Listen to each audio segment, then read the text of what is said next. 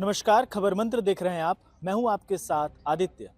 इस वक्त की बड़ी खबर सामने आ रही है। दरअसल आपको बता दें कि भारतीय जनता पार्टी के प्रदेश अध्यक्ष और झारखंड के पूर्व मुख्यमंत्री बाबूलाल मरांडी ने अभी एक एनआईए को पत्र लिखा है जो काफी गंभीर है और इसकी चर्चा भी खूब हो रही है। दरअसल बाबूलाल मरांडी ने एक पत्र लिखा है जिसमें उन्होंने झारखंड के पूर्व डीजीपी अनुराग गुप्ता और साहिबगंज के जेल में बंद सुजीत सिन्हा के बीच गठजोड़ का आरोप लगाया है और इसकी जांच एनआईए से करने की मांग की है। आपको बता दें कि यह कोई पहला मामला नहीं है जब भारतीय जनता पार्टी के प्रदेश अध्यक्ष बाबूलाल मरांडी ने पूर्व डीजीपी अनुराग गुप्ता पर सवाल के घेरे लगाए हैं और कई सारे आरोप लगाए हैं। इससे पहले भी अगर याद हो कि कुछ दिन पहले यानी 3 दिन पहले ही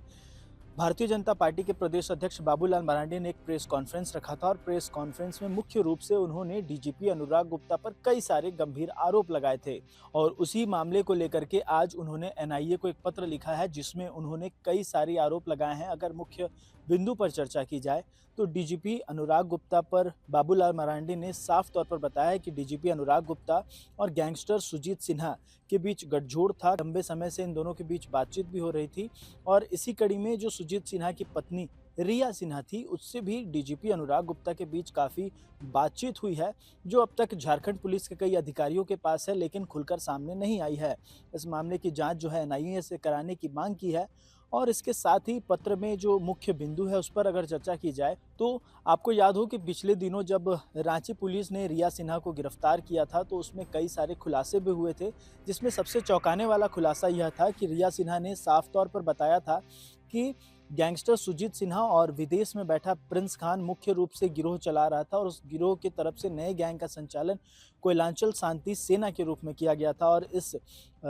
गैंग के जरिए जो है लगातार बड़े बड़े कारोबारियों से लेवी की मांग की जा रही थी और जो सबसे महत्वपूर्ण था कि पाकिस्तान के सहारे हथियार सप्लाई किए जाते थे। यानी यूँ कहें कि पाकिस्तान से ड्रोन के सहारे हथियार पंजाब लाए जाते थे और उसके बाद सड़क मार्ग होते हुए वो हथियार झारखंड लाए जाते थे। अब इस मामले में भारतीय जनता पार्टी के प्रदेश अध्यक्ष बाबूलाल मरांडी ने यह आरोप लगाया है कि यह पूरी तरीके से जो है इसमें कहीं ना कहीं अनुराग गुप्ता की संलिप्तता थी और उन्हीं के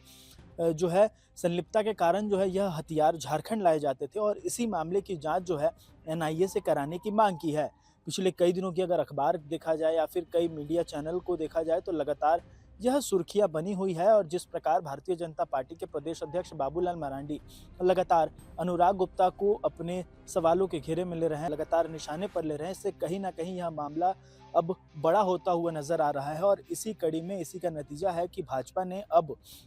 इस मामले की जांच एनआईए से कराने की मांग की है। एनआईए को एक पत्र लिखा है भारतीय जनता पार्टी के प्रदेश अध्यक्ष बाबूलाल मरांडी ने। अब यह देखना दिलचस्प होगा कि आने वाले दिनों में यह मामला अब कितना आगे बढ़ता है, क्योंकि लगातार झारखंड की बात करें तो झारखंड में जो है कई हथियार जो है पाकिस्तान से झारखंड लाए जाते थे और इसी कड़ी में कई गैंग जिसपे मुख्य रूप से अमन साहू का गैंग जो है वो मुख्य रूप से हथियार पाकिस्तान से लाता था और अब जो सुजीत सिन्हा का गैंग है वो भी पाकिस्तान से ही हथियार लाता था और इसका मुख्य रूप से संचालन जो है धनबाद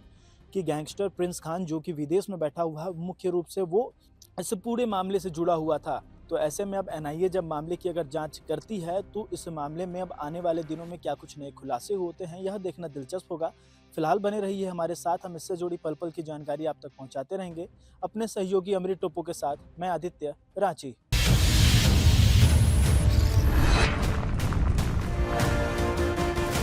खबर मंत्र लाइव, सबकी बात सबके साथ।